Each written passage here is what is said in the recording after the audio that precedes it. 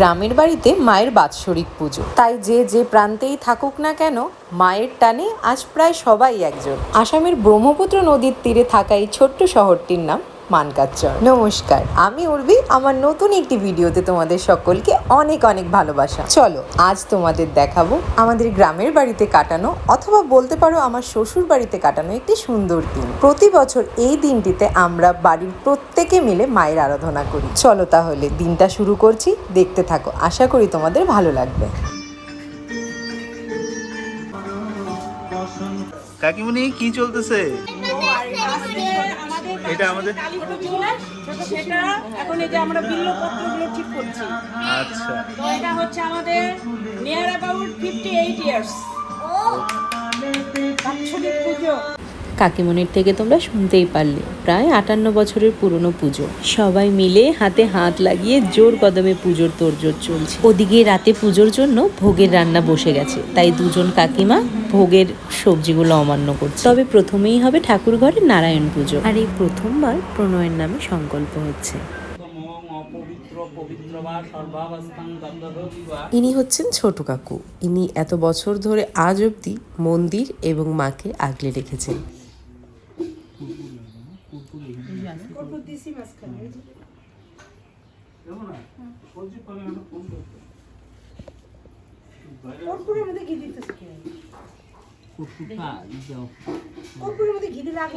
একটু পুরো ধূপ দিয়ে দাও।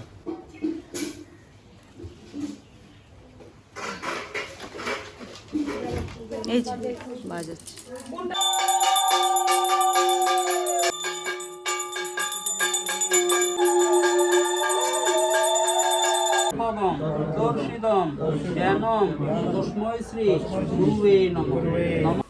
এখন হচ্ছে নারায়ণ পুজোর অঞ্জলি, আর নারায়ণ পুজোর অঞ্জলি মোটামুটি বাড়ির সকলে মিলেই দিচ্ছি। বিয়ের পর এটা আমাদের প্রথম পুজো, তাই সবাই বলছিল যুগলে এবার পুজোর দায়িত্বটা নিয়েই না। প্রথমবার আমরা দুজনে মিলে পুজোয় বসেছিলাম, তবে দায়িত্ব কিন্তু বড়দের কাঁধেই ছিল, আমরা ছোটরা শুধু সাথে ছিলাম বলতে পারি। যাই হোক, গল্প করতে করতে এদিকে দেখো মা চণ্ডীর ঘট বসে পুজোও শুরু হয়ে গেছে। তারপরেই আমরা আবার সকলে মিলে বেরোবো ঠাকুর আনতে। সর্বজীব সংহারকারিণী তুমি কালী, তুমি দুর্গা, তুমি ভক্তি প্রদায়িনী। এই চলে এলাম ঠাকুর নিতে। তবে আমরা না শুধু প্রতিমাটা এখান থেকে নিয়ে যাই, শাড়ি পরানো থেকে সাজসজ্জা পুরোটাই হয় বাড়িতে গিয়ে।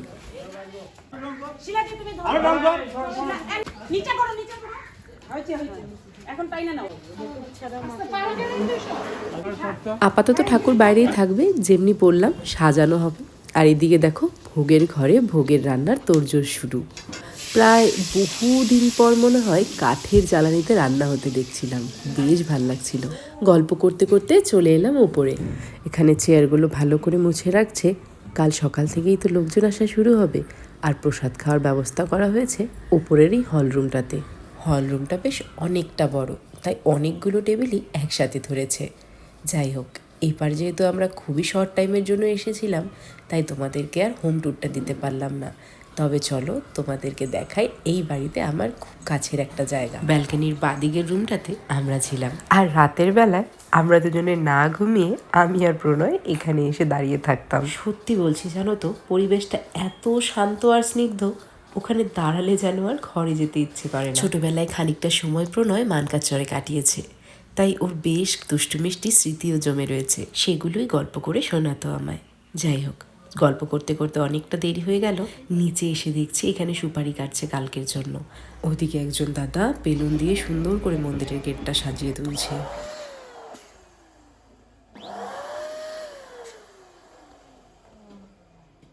আর যেমনটা তোমাদের বলেছিলাম, মায়ের সাজসজ্জা পুরোটাই বাড়িতে করা হয়, তাই এদিকে দেখো খ্যাতি মাকে রেডি করতে শুরু করে দিয়েছে। সঙ্গে কুমারটুলির দুজন দাদা ওকে সাহায্য করছে।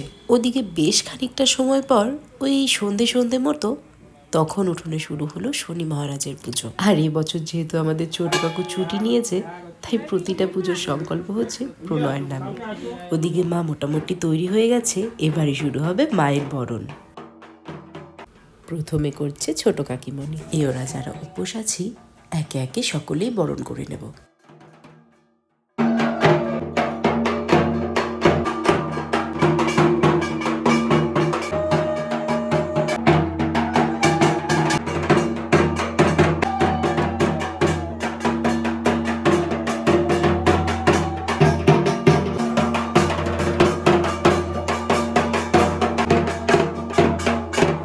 এবারে বরণ করবে এই জেনারেশনের বাড়ির বড় বউ মানে আমি। প্রথম মায়ের বরণ করব, তাই ভীষণ নার্ভাস ছিলাম।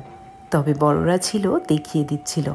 আর ওই যে মনে তীব্র ইচ্ছা শক্তি আর ভক্তি থাকলে ভয়কেও জয় করা যায়।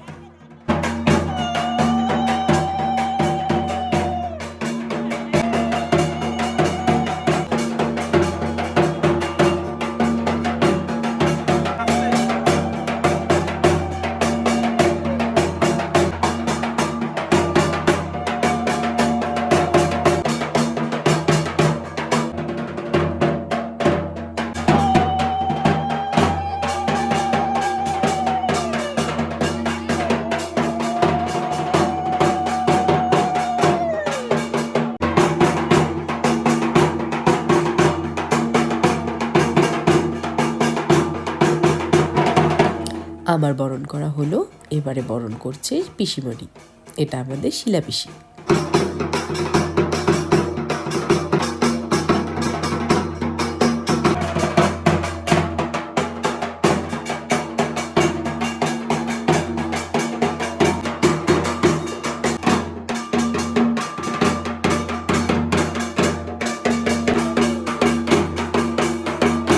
শিলা পিসির পর বরণ করে নেবে ছোট পিসিমণি মানে রুমা পিসি।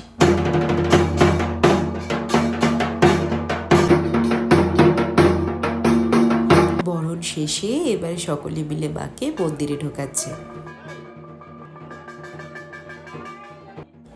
মোটামুটি বরণের আগেই সব গয়না পরিয়ে মাকে সাজিয়ে তোলে। তবে চূড়াটা পরিয়ে মন্দিরে প্রবেশ করাতে অসুবিধে হচ্ছিল, তাই জন্য মায়ের আসনে মাকে তোলার পর ছোট কাকু চূড়াটা মাকে পরিয়ে দিল। এবারে হবে চক্ষুদান। তারপর আর কি, মা আমাদের একদম তৈরি। আহা, মায়ের এই ভুবন ভোলানো রূপ। এবারে আমরা পুজোয় বসবো। শ্রী বিষ্ণু তদ্বিষ্ণু পরমং পদ সদা বসন্তীয় সূর্য দিবি বহু চক্ষুরাদত্ত বিরুদ্ধনায় নমঃ বাম নাসিকায় নমঃ দক্ষিণ নাসিকায় মতবিষ্ঠ ফল প্রাপ্তি কাম নমঃ এতে গন্ধবতায় দেবায় শ্রী ভগবতে অখণ্ড মণ্ডলাকারম ব্যক্তম জানম চরাচরম তৎপদম তোষিদম। জানো তো কদিন ধরে এক টানা ট্রাভেল করছি আমরা দুজন। ভাবতেই পারিনি এখানে এসে মায়ের উপোস করতে পারবো। তবে ওই যে ওখানে দাঁড়িয়ে আছেন, উনি চেয়েছিলেন আমাদের হাতে অঞ্জলি নেবে, তাই হয়তো এই শক্তি পেয়েছি। মায়ের পুজোয় বসতে পারার সৌভাগ্য লেখা ছিল হয়তো।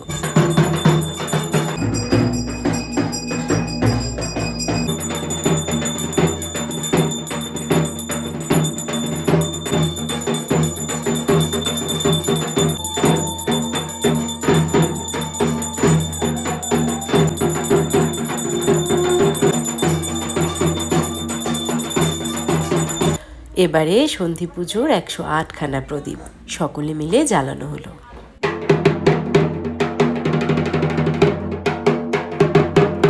আর এইখানে বাড়ির সকলে মিলে আলোচনা করছে যদি ধুনুচি নাচ করা যায় কেমন হয়। তারপর ভাবা হলো হ্যাঁ বেশ হয়, না হলে একে একে সকলেই ঘুমোতে চলে যাচ্ছিল। অন্তত এখানে কিছু খেলাধুলা হলে কারোর আর ঘুম পাবে না।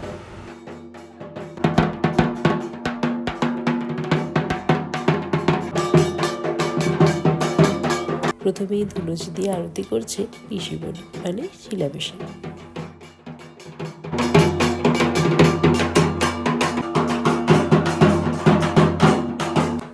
এবারে আরতি করছে মিতু দিদি।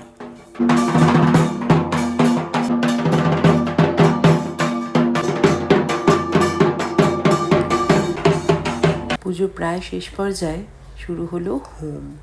আবার টানা 1 বছরের অপেক্ষা।